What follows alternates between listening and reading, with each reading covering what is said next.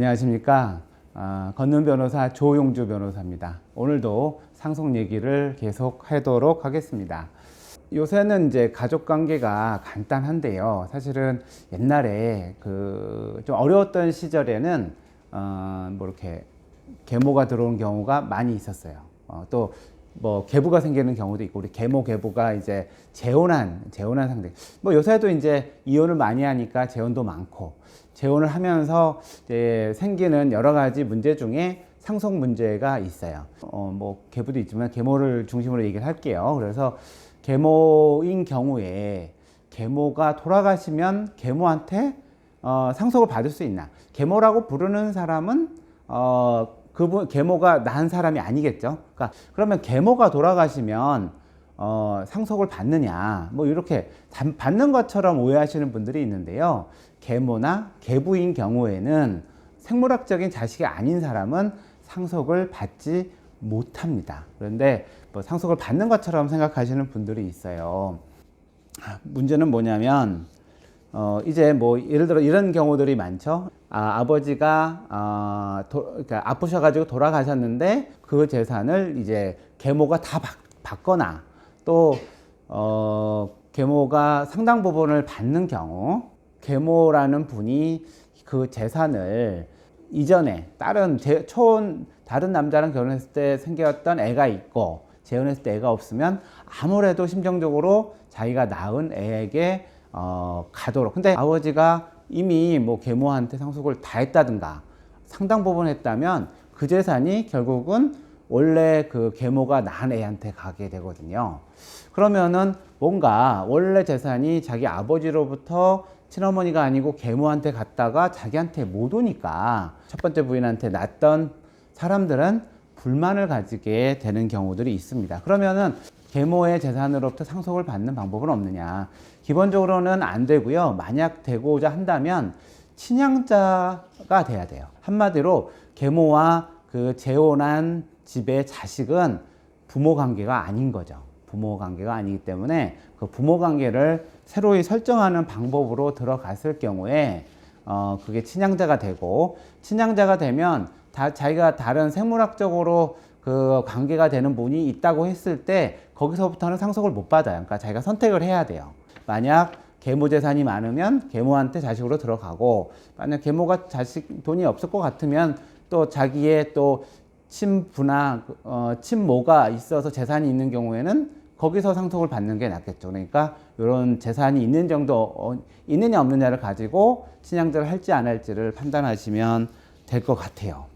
그래서 우리 법은 계모나 계부의 상속권이 다른 그 재혼한 자식들, 낳지 않았던 자식들한테는 가지가 않기 때문에 이러한 점들을 알고서 판단하셔야 되고, 만약 아버지가 돌아가실 때 계모한테 조선을 다 밀어줬다. 그러면은 일단은 유류분 청구를 하셔서 바로 그 어머니의 재산 중에 자기 상속분의 2분의 1까지 달라고 할 수 있기 때문에 유류분 청구를 해서 계모의 재산을 받도록 하고, 그 다음에 계모가 뭐 이제 돌아가시기 전에 적절하게 자기가 낳은 자식하고 또 재혼한 자식 이후에 자식한테 뭐 적절하게 증여를 하거나 사전 증여를 하거나 아니면 유언으로 유증을 하거나 뭐 이런 경우는 괜찮겠는데요. 일단 아버지가 다 주고 유류분을 하지 않은 상태가 되면 결국은 그 재혼한 집에 그 원래 그 계모의 자식이 아닌 사람들은 아버지의 재산을 하나도 못 받게 되는 경우가 생길 수가 있죠. 그리고 실제적으로 계모나 계부한테 친양자로 들어가는 경우도 거의 드물기 때문에, 그리고 이제 상속을 목적으로 들어오니까 사실은 그 계모나 계부가 동의하기가 쉽지는 않겠죠. 근데 이제 간혹 있는 거지만 이제 애가 어렸을 때 결혼해서 그 재혼한 집에 애가 엄마를 진짜 엄마로 아는 경우들이 있어요. 근데 계모란 말이에요. 그래서 나중에 재산을 다 엄마한테 주고 나중에 몰랐다가 계모라는 사실을 알게 됐을 때 그 계모가 진짜 돌아가시면 돈을 하나도 못 받는 이런 경우가 생기는 경우도 있어요. 생기는 경우도 있고, 또 상속세 낼 때도 상속공제 받을 때 이렇게 계모한테 받은 돈은 상속인이 아니기 때문에 계모한 그거를 공제를 전체를 받을 수 없는 문제가 또 있더라고요. 만약 그 상속을 못 받아서 자기가 그 어머니를 모시고 돈 많이 썼는데 나중에 알고 봤더니 계모였어요. 그런데 그래서 이제 내가 그 계모한테 열심히 했으니까 기여분 청구를 하려고 해도 기여분 청구를 할 수가 없습니다. 왜냐하면 기여분은 상속인만 할 수 있거든요. 그래서 계모와 계부가 상속을 못한다. 재혼 이후에 낳은 애가 아니라면 상속인이 될 수가 없기 때문에 아무리 그런 계모한테 열심히 해도 나중에 기여분 주장을 하지 못한다. 뭐 이런 점을 한번 말씀을 드릴 수가 있겠어요. 앞으로도 이렇게 재혼 가정이 많아지면 이런 계모와 계부 문제들이 많이 생길 수가 있을 것 같고요.